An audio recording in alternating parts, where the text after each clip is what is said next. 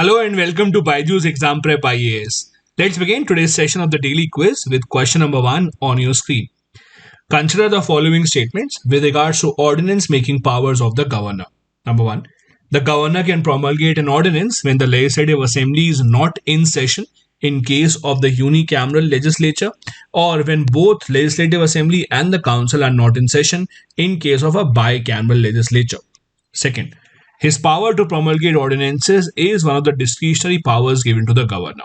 Third, the president's instructions on the state ordinance is required if a bill containing the same provisions would have required the previous sanction of the president for its introduction into the state legislature. Which of these given statements is or are correct? The correct answer here is C. 1 and 3 are correct. The second statement is wrong since promulgating an ordinance is not a discretionary power of the governor. In fact, it has to be done on the aid and advice of the Council of Ministers of the state. The governor does have a few discretionary powers, which include reserving certain bills for the sake of the President of India or recommending to the President of India imposition of the President's rule in the state. However, promulgating the ordinance is not one of those discretionary powers. The reason why we are asking this question is because the controversial Lokayukt ordinance in the state of Kerala has finally got the assent from the Kerala governor, Sri Arif Mohammed Khan. As you know, this ordinance seeks to cut down on the powers of the Lokayukt and not allowing the Lokayukt to dismiss a public servant even if allegations of corruption are found to be true against that particular public servant. This has been in the news for some time now after it was found out that the Kerala Lokayukt is investigating matters involving the Chief Minister of the state and certain other cabinet ministers. Next, question number 2. Consider the following statements with regards to anticipatory bail. Number 1. It is a direction issued to release a person on bail even before the person is arrested. Second, it is issued only by the High Court and the Supreme Court. Third, an application for anticipatory bail can be filed in cases of both bailable and non-bailable offences. Which of these given statements is or are correct? The correct answer here is A, since only the first statement is correct. The second statement is wrong because the anticipatory bail can only be issued by the High Court and the District Sessions Court. The Supreme Court does not issue the orders of anticipatory bail. The third statement is also wrong because the anticipatory bail can only be filed for non-bailable offences and not for bailable offences. That is why the answer here is A, 1 only. The reason why we are discussing this question is because the issue of anticipatory bail is in the news after the Kerala High Court granted anticipatory bail to the famous actor Dileep and 4 others who are accused for hatching a conspiracy to murder the investigating officers who are involved in actor's sexual assault case. The High Court said that prima facie means on the looks of it, it does not seem that there is any evidence that the accused might have committed this conspiracy. Next, question number 3. Consider the following statements with regards to Pradhan, Mantri, Matru, Vandana Yojana. Number 1. It is a maternity benefit program being implemented in all districts of the country with effect from 1st of January 2017. Second, cash benefits are provided to pregnant women in their bank account directly to meet enhanced nutritional needs and partially compensate for wage loss. Third, it is a centrally sponsored scheme being executed by the Ministry of Women and Child Development. Which of these given statements is or are correct? The correct answer here is D. All the 3 given statements are correct. The scheme provides a direct benefit cash transfer of 5,000 rupees for first-time mothers to compensate for their loss in wages and to ensure that their nutritional needs are fulfilled. The reason why we are asking this question is because the Government of India has decided to enhance this scheme for the second child also if the second child is a girl. This decision by the government has been criticized by the activists who think that there should be universal coverage for the second child also, irrespective of whether the second child is a girl or a boy.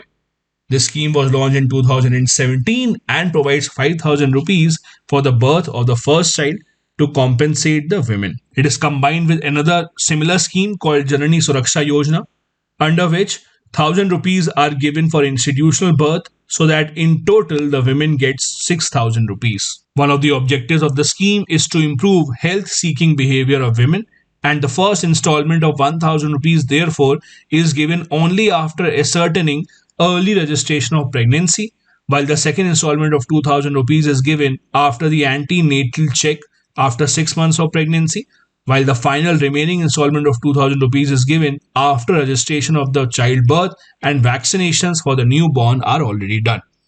Next, question number 4. The Supreme Court recently stated the grant of dash is to break the monotony of imprisonment and to enable the convict to maintain continuity with family life and integration with society.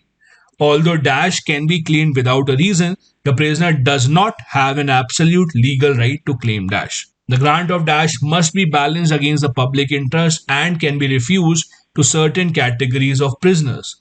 What exactly is the Supreme Court referring to? Basically, you have to fill in this blank. The correct answer here is B, furlough.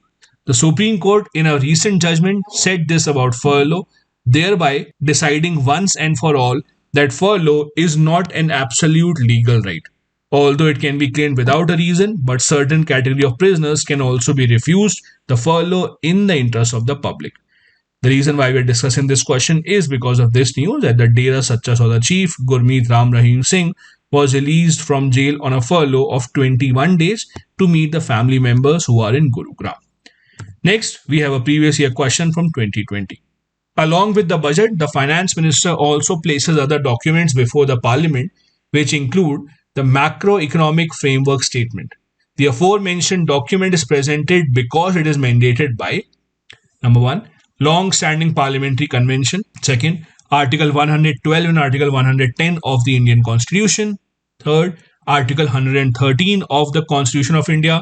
Or fourth, provisions of the Fiscal Responsibility and Budget Management Act 2003. The correct answer here is D.